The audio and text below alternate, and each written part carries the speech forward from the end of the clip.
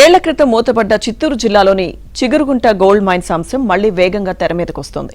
తాజాగా కర్నూలు జిల్లా జొన్నగిరిలో gold mines project ఉత్పత్తిని ముఖ్యమంత్రి చంద్రబాబు నాయుడు ప్రారంభించిన నేపథ్యంలో ఆయన సొంత నియోజకవర్గమైన కుప్పం వద్ద వెలిసి ఉన్న చిగురుగుంట గోల్డ్ మైన్స్ అంశం మరోసారి ప్రస్తావనకు వచ్చింది.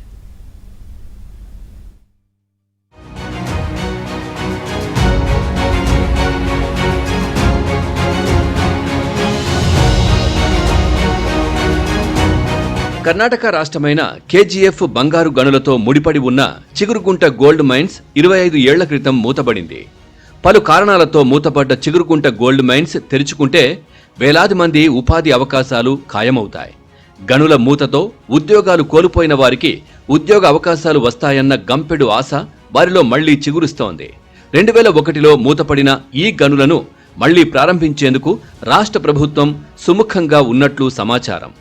ఆ క్రమంలోనే బంగారు నిక్షేపాలపై సర్వేల కోసం టెండర్ల ప్రక్రియను కూడా ప్రారంభించినట్లు తెలుస్తోంది. ఇక్కడ బంగారు నిక్షేపాలు ఏ స్థాయిలో ఉన్నాయన్న సర్వేలు కూడా జరిగినట్లు తెలుస్తోంది.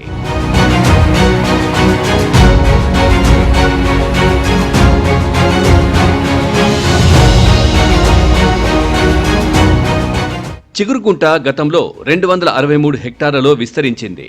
తాజా సర్వే ప్రకారం మరో 10 హెక్టార్ల వరకు పెరిగినట్లు తెలుస్తోంది. బంగారు నిక్షేపాలపై గతేడాది ఆయా శాఖల అధికారులు సర్వే చేసి రాష్ట్ర ఉన్నతాధికారులకు నివేదికలు అందించినట్లు తెలుస్తోంది. సుమారు 8.5 టన్నుల బంగారం ఉండొచ్చని అంచనా వేస్తున్నారు. చిగురుగుంట గోల్డ్ మైన్స్ మళ్లీ ప్రారంభమైతే ప్రత్యక్షంగా పరోక్షంగా 5,000 మందికి పైగా ఉపాధి లభించనుంది.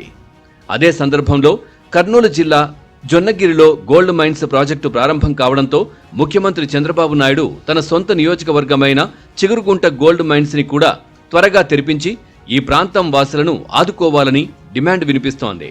ఎన్నో కార్యక్రమాలను కుప్పం కాన్స్టిట్యున్సీకు చేస్తున్నారు. అందులో భాగంగా మా చిగురుగుంట గనులు తొందరగా ఓపెన్ చేస్తే ఇక్కడ చాలా ఉపాధి పొందుతారు. కొన్ని వేల మనిషి ఇక్కడ బతికేదానికి ఉంటుంది. కాబట్టి రాష్ట్ర ముఖ్యమంత్రులు జొన్నగిరిలో ఏ విధంగా గనులు తవ్వినారో ఆ విధంగా ఇక్కడ కూడా కాంట్రాక్టర్ ద్వారా కానీ లేదా గవర్నమెంట్ ద్వారా కానీ ఇక్కడ ప్రయత్నం చేస్తే చిగురుగుంట గనులో చాలా బంగారు ఉందని మన ఎంప్లాయీస్ చెప్తా ఉన్నారు. గనుల మూసివేతతో తిండి లేక తమ కుటుంబాలు నాశనమైపోయాయని మాజీ కార్మికులు చెబుతున్నారు. నియోజకవర్గంలో అనేకంగా ఏర్పాటవుతున్న పరిశ్రమల్లో తమకు ఉపాధి అవకాశాలు కల్పించాలని కార్మికులు వారి కుటుంబాల నుంచి డిమాండ్ వినిపిస్తోంది. నిజానికి చిగురుగుంట గోల్డ్ మైన్స్ చరిత్ర అమోఘం అనే చెప్పాలి. దశాబ్దాల క్రితమే అక్కడ ముడి ఖనిజం తవ్వకాలు జరిగాయి. కర్ణాటకలోని కోలార్ గోల్డ్ ఫీల్డ్స్ కేజీఎఫ్ను ఆనుకొని చిగురుగుంట ఉంది. గుడిపల్లి మండలంలోని 2 ప్రాంతాల్లో బంగారు గనులు ఉన్నాయని గుర్తించి విశానత్తంలోని గనిని 1968లో, చిగురుగుంటలోని గనిని 1973లో ప్రారంభించారు. MECL సంస్థ ఆధ్వర్యంలో తవ్వకాలు మొదలుపెట్టారు. ఇక్కడ క్వార్ట్జ్ రాయిని అంటే బంగారానికి ముడి పదార్థాన్ని వెలికితీసి విక్రయిస్తూ వచ్చారు. MECL సంస్థ సుమారు 10 ఏళ్ల పాటు ఇలా బంగారం తీసే కార్యక్రమాన్ని కొనసాగించింది. ఇక్కడ వెలికి తీసిన బంగారాన్ని కర్ణాటకలోని KGFలోని BGML భారత్ గోల్డ్ మైనింగ్ లిమిటెడ్కు అందిస్తూ వచ్చింది.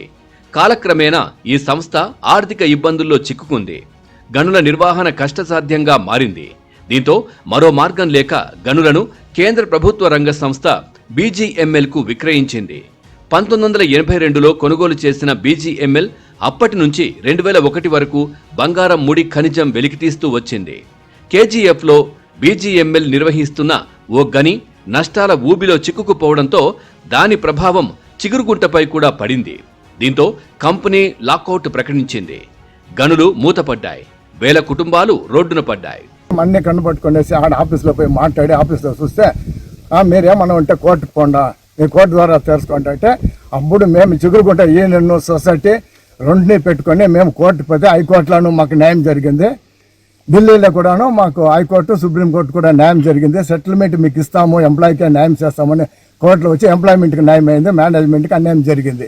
కాబట్టి ఇప్పుడు ప్రతి ఒక్కరికి కూడా మాకు ఎంప్లాయీకి ఇక్కడ న్యాయం చేయగలం. మా నారా చంద్రబాబు నాయుడు గారు ఇప్పుడు జొన్నగిరిలో కానీ అదంతా మైన్సులు నడిపిస్తూ ఉన్నారు. కాబట్టి మన చిగురుగుంటల బంగారు టన్నులు ఎప్పుడు ఏ పేపర్లో వేసినా ఏ దాంతో వచ్చినా చెప్పేదాన్ని మన చిగురుగుంటలో వచ్చి బంగారు టన్నులుగా ఉంది. ప్రతి పేపర్లో వస్తే ప్రతి పేపర్ కటింగ్ కూడా మాతో పెట్టుకున్నాము.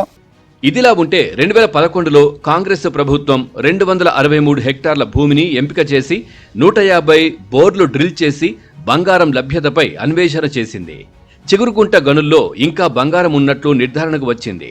అయితే అప్పట్లో గోల్డ్ మైన్స్ ప్రాజెక్టు తిరిగి ప్రారంభానికి నోచుకోలేకపోయింది.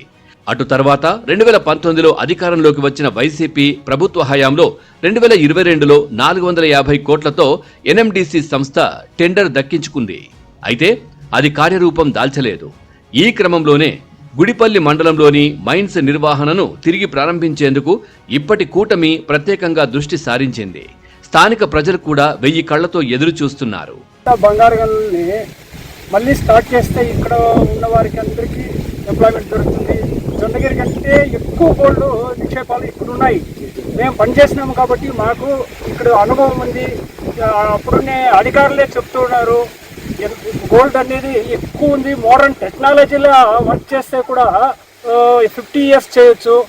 ఓల్డ్ టెక్నాలజీలు చేస్తే 100 ఇయర్స్ చేసేంత నిక్షేపాలు ఉంది అనేసి మాకు అధికారులు చెప్తున్నారు.